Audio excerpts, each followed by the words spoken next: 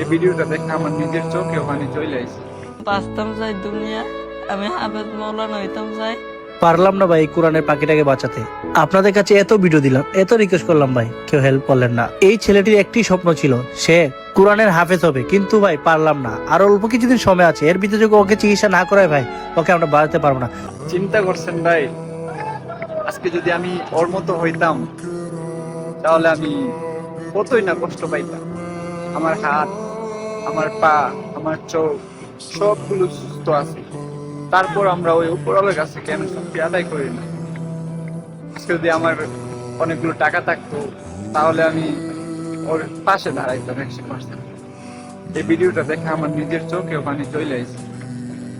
আসলে গরিব আমি বলি না বললো, কিছু কিছু ভিডিও সামনে আসলে এমন কষ্ট লাগে, আপনাদেরকে বলার মতো কোনো ভাষা নাই আমার। যদি আমার কাছে কিছু অর্থ সম্পদ থাকতো তাহলে আমি সত্যি বলে কেমন